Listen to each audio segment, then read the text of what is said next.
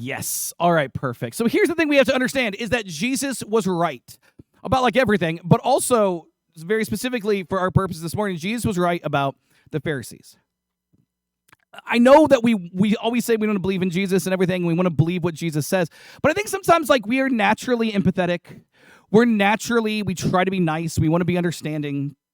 And so sometimes I think we give the religious leaders of Israel far too much credit, and we think, oh, they must have just been incorrect, and it was an honest disagreement, and they weren't bad guys. They just saw things differently, and we should be understanding and tolerant of how other people view things. And we want to be nice, and I get that, but in this case, none of this makes any sense, right? Like none of what we need to learn and nothing about any of these stories makes any sense until we realize that the Pharisees are exactly who Jesus told us they were.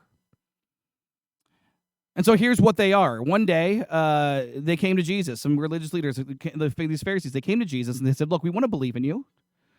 We want to follow you. We want to do all this stuff. But what we need is for you to give us a sign that you are, in fact, who you claim to be. We want tangible evidence. We want proof that you are, in fact, the human person that you have presented yourself to be. Now, this story comes very late in Jesus' ministry, which is a fancy way of saying it's a lot like going to Golden Corral and saying, where's the food? Like they had seen Jesus. These Pharisees, these religious leaders, they had watched Jesus perform miracles. They had watched Jesus cast out demons. They had listened to Jesus preach sermons that had changed the hearts and the minds and the lives of people. They had witnessed Jesus showing compassion and love to people that no one else cared about. They had witnessed the entirety of Jesus' ministry, and every step of the way they had argued with it. Every step of the way, they had argued with everything Jesus said. Jesus could have said the sky is blue and water is wet, and they would have said, well, technically, water's not wet. Technically speaking, water makes other things wet. You ever heard anybody say that to you? Like that water is wet comment, and they like try to correct you. Like, do you not want to have friends, dude? And it is always a dude. It is. Explaining water to me. Stop it. So anyway, that's every step of the way. It was always wrong. It was you did it on the wrong day. You did it the wrong time. You said the wrong words. This or that. They're asking for a sign while they have rejected hundreds of signs from Jesus. Over and over, Jesus had given them a sign that he was, in fact, exactly what they said. And over, hundreds of times, they had said, nah, that one's not good enough. So for them to come along now and say, if you just give us a sign, we'll believe. Let me tell you what that's called. Bull. That's what Jesus called them on. He says, you guys are smart guys. You guys know how to read the signs of the heavens. You guys know how to read the signs of the political times of your world. You're very savvy at that. You guys can read all sorts of signs. Why have you not read my signs? You guys are smarter than this. And Jesus just told them, you guys are not going to get anything else from me. And so then he turned his attention to his disciples. He said, guys, these people are evil and they are adulterous. Those are harsh language, but what we need to understand is there's two things he says by evil and adulterous. Evil, we're not just talking about mistakes. You're not evil by mistake, right? Because that's just called a mistake. Evil it includes intent. It includes the reason you're doing what you're doing. It includes a level of motivation, of selfishness, of self-centeredness. To be evil means you're doing a bad thing, but you're doing it for a bad reason, intentionally, badly. You don't just call mistakes evil. So what Jesus is saying is they're doing this on purpose, guys. And then he calls them adulterous. And he's saying it's like a spouse cheating on their husband or wife. They've made a commitment, and now they're going back on it with their actions. The Pharisees, the religious leaders, had committed to being people of God, not just people of God, but people of God who led people of God. They had made a commitment to be teachers and priests and all of the things that lead people in worship and help people, counsel them and help them with their prayers and teach them the scriptures. And they had said, we will be these people of God. That was the commitment they made. But in none of their actions were they following it up. All of their actions were about getting power, about getting control, about getting rich, about getting the people to praise them, about all of the things that had not one single solitary thing to do with serving the people of God. And so Jesus said they're doing it on purpose and they're cheating on God. They're going back on their commitments intentionally. And so Jesus apparently had been watching the Great British Baking Show, and he used a fantastic illustration of bread. If you ever made bread, you know that you put yeast into the bread. And how much yeast do you put in? Like a whole lot?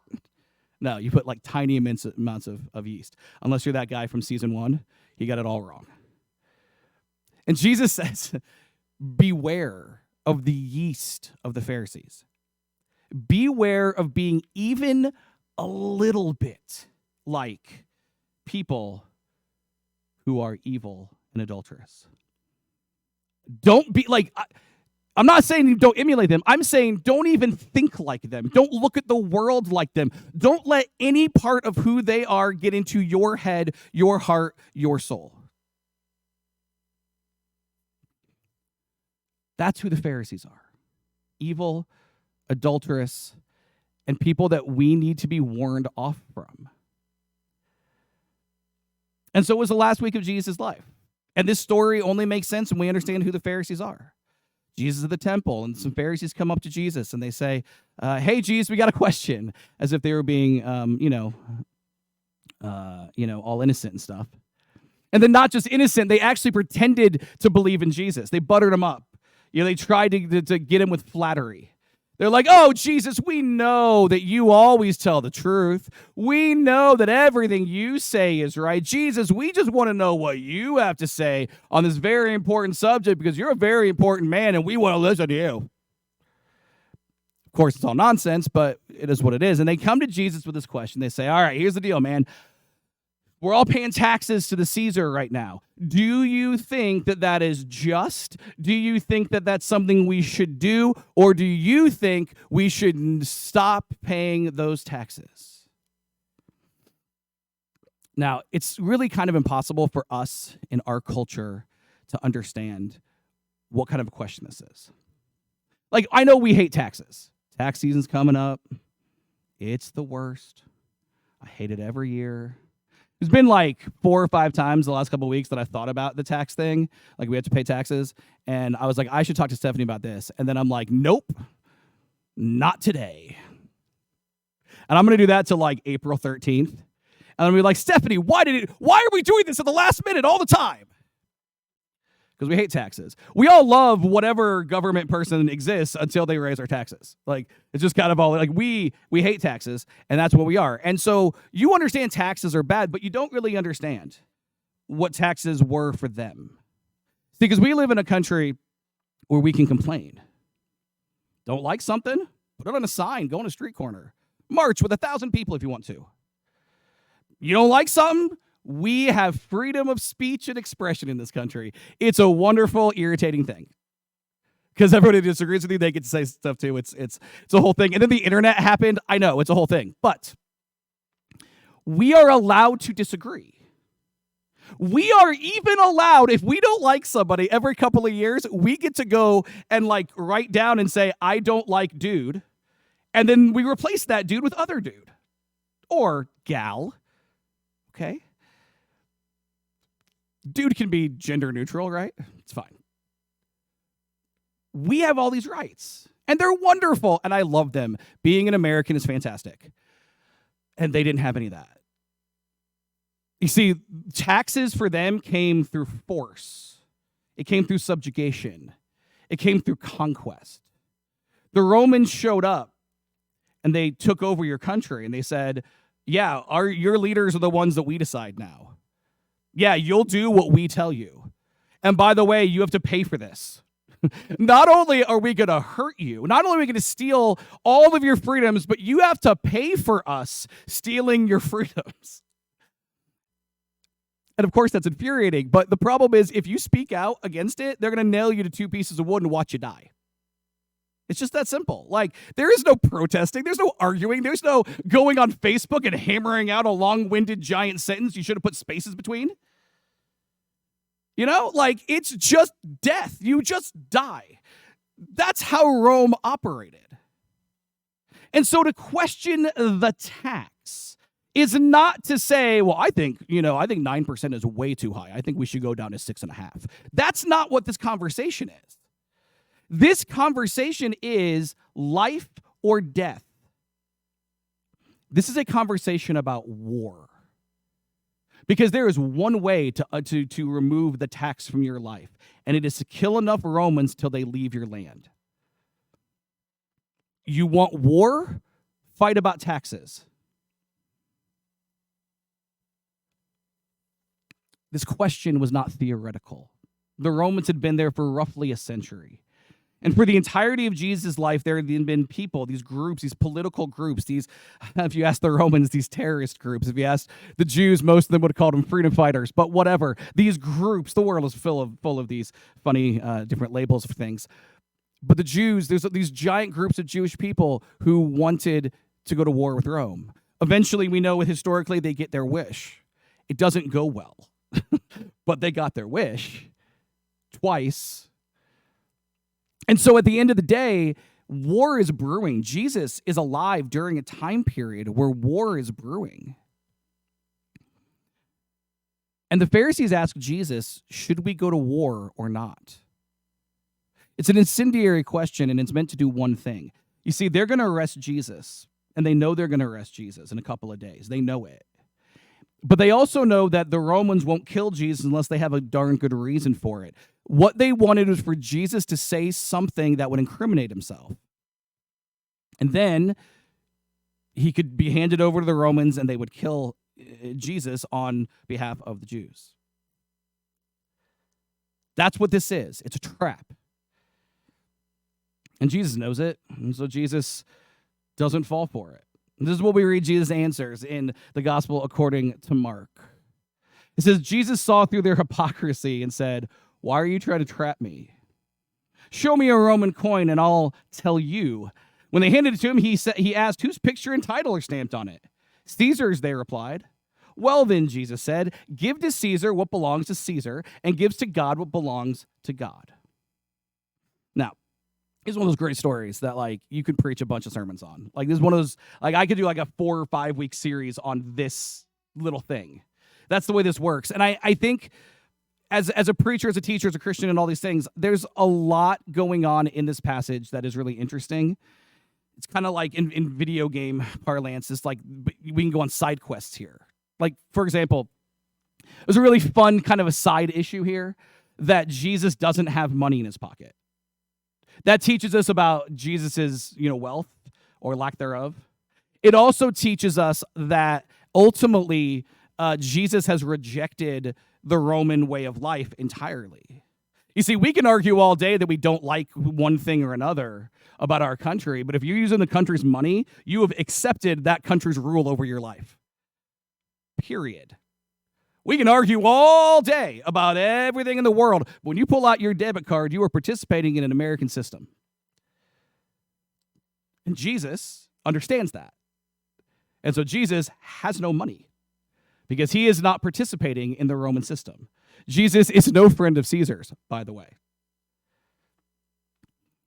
So that's a fun little side quest, especially when we talk about the fact that the Pharisees, hey, you guys have any money? And the Pharisees are like, we got tons of it.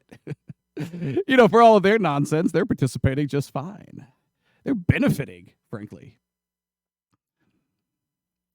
So that's a fun little side thing. It's not really the point, but we have fun with it. Another thing, I love this. This is great. So we already just said that the whole point of this entire exchange, this question, all of this, is to trap Jesus into saying something that will hurt him later on in a trial. Well, we just read what Jesus says. It's funny how Jesus at no point said, don't pay taxes. At no point. In fact, Jesus said, If you're carrying the money, if you're going to accept the rule, guess what? They can ask for taxes from you. You don't get to whip out your debit card and say, I don't like the sales tax, right? So, Jesus, if anything, is promoting the tax-ish, kind of. But at no point could you twist yourself into enough of a pretzel to say Jesus is saying, I want you to go to war. Hilariously, though, none of it matters.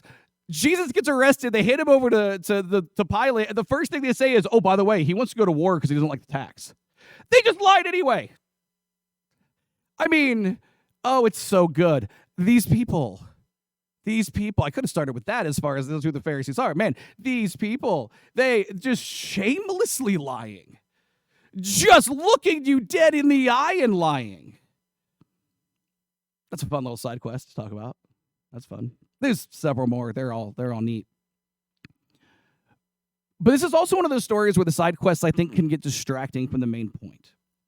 And the main point is this. This is not a conversation about taxes at all. Jesus is talking to these Pharisees who had tried to trap him over and over and over. He's talking to these Pharisees who he has said are evil and adulterous because they won't listen to anything or anybody. And this is almost like a last-ditch appeal to them. Hey, guys, you are worried about so many things. Give to Caesar what's Caesar's and give to God what's God's. This illustration is a beautiful illustration because we're talking about a picture. The picture on the coins, it's Caesar, right? The name on the coin is Caesar. And so the question is, what picture is on us? What name is on us? And the answer to that is very, very simple, particularly if you're Jewish. See, because the Jewish people had this creation story that they all knew very, very well. And in that creation story, God sat down and said, let us make man in our image. The image of God is on each person. If logically coins belong to Caesar because his face is on it, you and I belong to God because God's face is on us.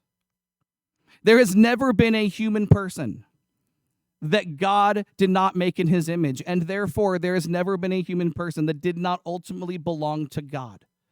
The only question is, will we give to God what is his or not? And Jesus was insinuating awfully hard to the religious leaders, to the Pharisees, that you guys have been doing absolutely anything but giving to God what is God's.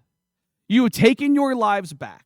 You have cheated on God in a wicked, intentional way to do everything for yourself and nothing for God at all. And so Jesus is saying a couple days before he knows he's going to get arrested too, everybody knows this song and dance is happening, right? Jesus knows where everybody is aware. Jesus says, guys, what God wants you to do is give to him that which has his image. And of course, we know the Pharisees listen to that and say, okay, well, we'll just go lie anyway. All of this is really vital background to the last of the famous last sermon. That's awkward. I don't want to say last twice. The final thing Jesus said in our series, Famous Last Words. I used final instead of last. It's great. We've been talking for the last month and a half about all these things Jesus says on the cross. And all of these various ideas and what they mean. You know, he says he's thirsty. He says it's finished. You know, he says, today you'll be with me in paradise. We've talked about all these things and all of the theological, emotional depth and all of that with all of this. And the last one is seemingly the most simple. But it's also maybe the most important and deepest one. This is what we read in the Gospel according to Luke, the last word of Jesus on the cross. It says, Jesus, calling out with a loud voice, said, Father, into your hands I commit my spirit. And having said this, he breathed his last. Now, that sounds very straightforward, but it does it forces us to have a conversation that most of us probably haven't thought a lot about. See, Jesus said the word spirit there. And you can use the word spirit for a bunch of things, from liquor to ghosts to whatever. And back then they had this word they had the same thing. Like it could be just wind, it could be whatever, right? A lot of different meanings for that word. But what's interesting is I think this is another one of those things, just like the tax thing, where it's hard for us to really understand what's going on here, because we live in a world where it seems like basically there's two groups of people. There are people that usually are not religious, they're probably atheists, whatever. They believe that human beings are just kind of overgrown animals, that we are basically, we're just physical beings, and that's it. Like, you look at a cow and it's just a cow. You look at a cat and it's just a cat. You look at a caterpillar and it's just a caterpillar. I'm stuck on C words, I'm sorry. You look at a person and it's just a person, right? We're just flesh, bones, we're just electrical impulses in a brain, we're just blood and vessels and whatever.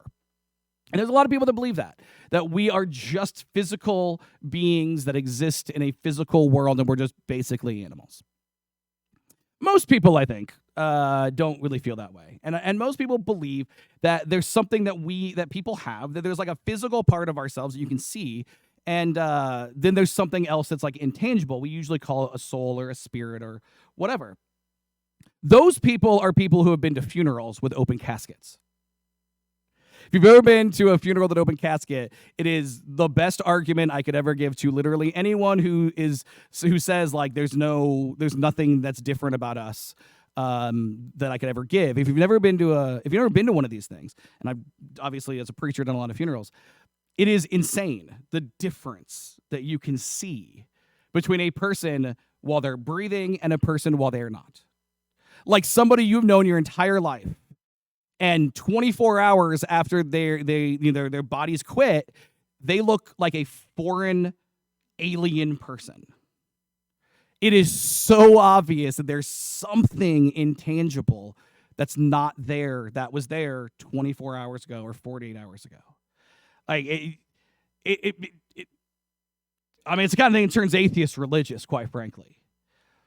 But I'm not sure that we actually talk much about it, other than we just say, like, yeah, people have a soul, right?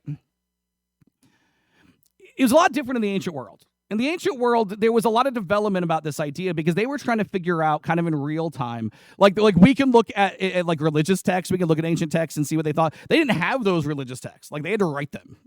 So like they were trying to figure it out. So for ancient Jews, they had this idea that the human people were made up of two things. Okay? It goes back to the Garden of Eden. It goes back to that very first creation story. You have an earthly part of people that God makes us out of the dust or the mud of the earth. And then you have that God breathes a soul into that. So there's a divine part of people and there's an earthly part of people. And that we as people are a marriage, a mixture, a combination of both of those things. But because of that, it's like when you bake a cake. You don't, like, you put all the ingredients in and then you mix it up and then it just makes batter, right? Like you don't make a cake and look in there and you see an egg. Like, if so, you've done it wrong. You don't see flour, you don't see sugar, you just see batter. And so the ancient Jews thought that human beings were like that. Human beings were essentially like, we have a spirit, we have an earthly part of us, there's a physical, there's a soul, whatever you want to call it, but it's linked together and you cannot separate them. That's how the Jewish people thought, reading Genesis chapter 2. Well, about 400 years before the birth of Christ, the Greeks show up. Hellenization happens. And they bring with them an entirely new idea about what human beings are. They believe that human beings had the same two things, a physical and a spiritual, but they believed that the spirit existed independently of the body that was just like a shell. It was just like a tent or a covering, right? Like it was just like clothes, maybe. Kind of like a turtle. Like what is the turtle? Like when it pokes a little head out, adorably, you know? Like that's the turtle. The shell is like the body, and the inner soft turtley stuff, that's like the spirit in this illustration that I'm making up as I go, and I hope you're understanding and appreciating. If not, make up your own illustration. I don't care. But they believe that the spirit like could exist before it was born, right? Like that we could, like human spirits like existed and then they entered a body, and then when the body dies, it exits the body and it lives after, right? Like the Greeks believe that we're just talking two separate things. It's not a cake. You can always just see it, right? And that becomes a part of the culture. Interesting enough, if you read the New Testament, there's two different places in the New Testament that actually tell us in a third idea. that human beings like God are not two, but we're three. We are triune. That every person has a body, and every person has a spirit, and every person has a soul. And the spirit and the soul are two different things. And the spirit is that which animates the body, right? That's what's gone at the funeral. And the soul is that which lives on later on after death, that goes on into eternity. Body, spirit, soul. You read that in the New Testament. And you might be wondering, well, what's the truth? Well, like, you think I'm smarter than Plato? Like, you think I got answers that Paul didn't? Like, come on. Like, this is an ancient conversation that I'm not going to settle on a Sunday morning in the middle of Missouri. This is flyover country, guys. Like, you think in the middle, like, of the country? I'm not solving this. What I will say is this. Maybe one of them came up with the answer that's right. Maybe none of them did, right? Like, I don't know. But what I know is that when Jesus is on the cross and he says, Father, into your hands I commit my spirit. Jesus was both affirming the belief that there is far more to us than is physical, and also, somewhat frustratingly, giving absolutely no answers about what the nature of that might be. If you're Jewish, like you could absolutely, say that's what, Jesus is a Jew. Of course, if you're Greek, it's like, well, he said the Spirit. That seems separate. If you're in the New Testament, it's like, well, Jesus is ours, so he probably thought the triune thing. Like, you can kind of paste it over no matter what.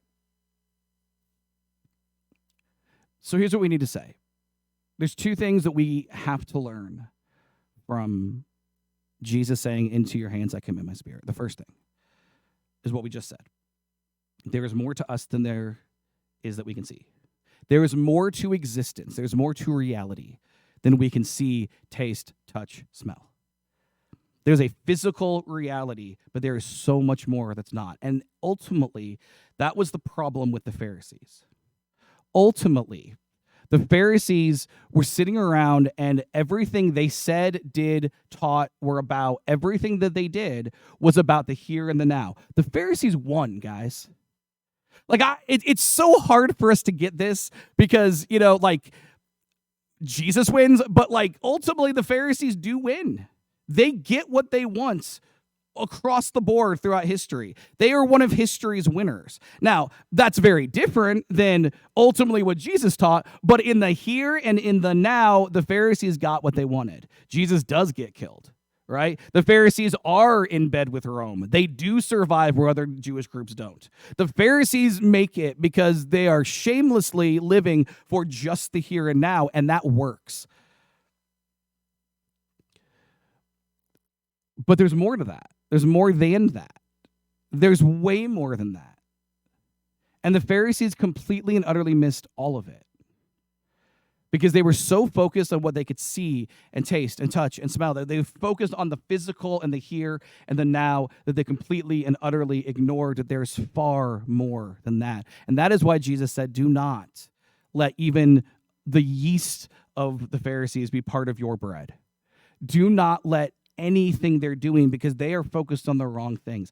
As Christians, as people who are following Christ, we are always called to be people who focus on more than just here and now. We are called to see a much bigger picture and live our lives according to that much bigger picture.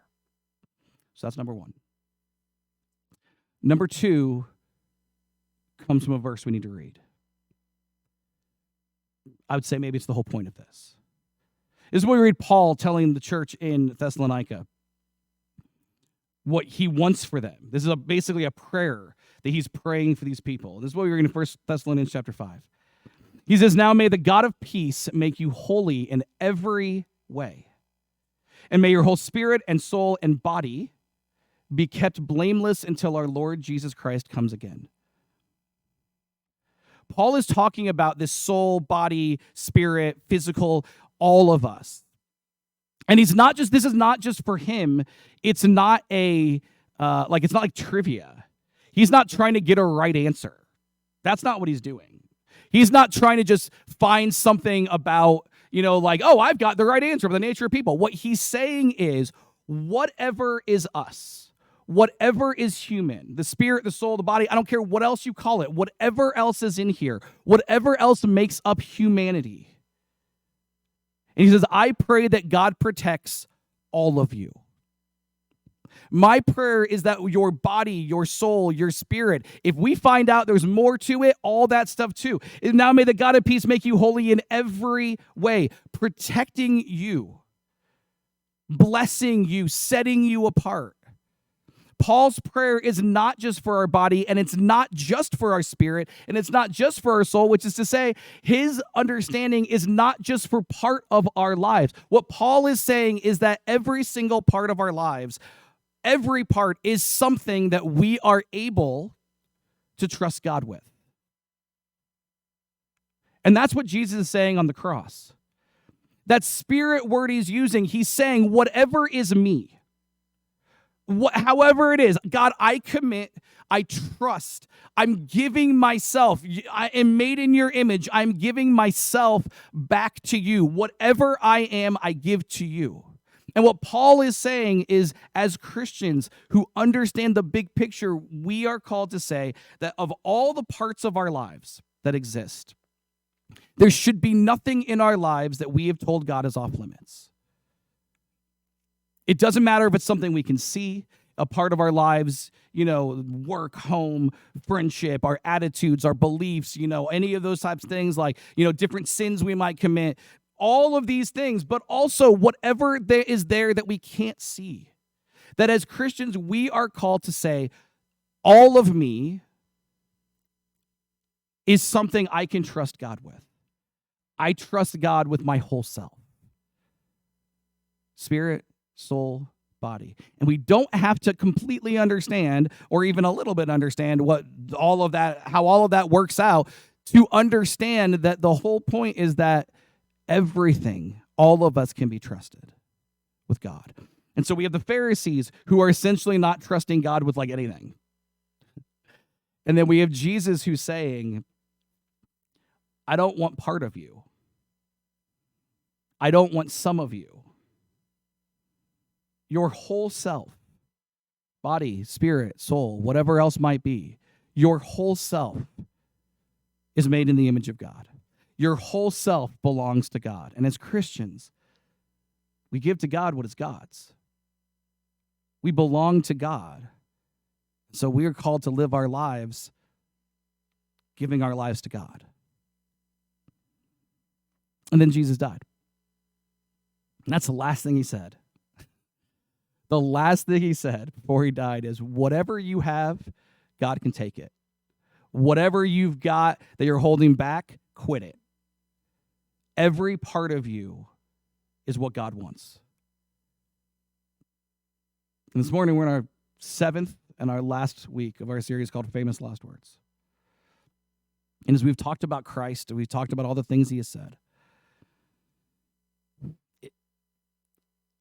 it's fascinating that we would end with something that, like we've talked about so many times before, like it's mysterious. I don't know what he means by spirit. I don't know how all of this works, but what I know is that ultimately, in the things that I know and the things that I don't, that God is trustworthy. And what I can see and what I can't see, Jesus is always there. And so our prayer is that God makes us holy in every way. That our whole spirit and body and soul are protected, kept blameless by God in Christ. We're going to sing a song. We offer an invitation each and every week. The Bible teaches that, look, when we understand all these things, that we're to turn our backs to who we used to be. That's called repentance, and follow Christ. And as we follow Christ, there's a symbol that's called baptism. Just as Christ was dead, buried, and raised, in baptism, we as well are dead, buried, and raised. We are essentially saying in that act, I want things God's way. I want things Christ's way. Wherever Jesus goes, I want to go too. Whatever Jesus has, I want to have too. And that includes committing our whole selves to God. Never made that decision. We got a nice warm baptistry once we turn it on, and and add a couple hours. It's fine. You can get baptized anytime and talk to me. If you're an immersed believer in Christ, you're looking for a perfect home, it's not here. We do serve a perfect God. We want to connect, we want to call, we want to cultivate, we want to meet new people, share the gospel, grow up, we do it. And And we want to be people who hold nothing back and give to God what is God's. As we stand,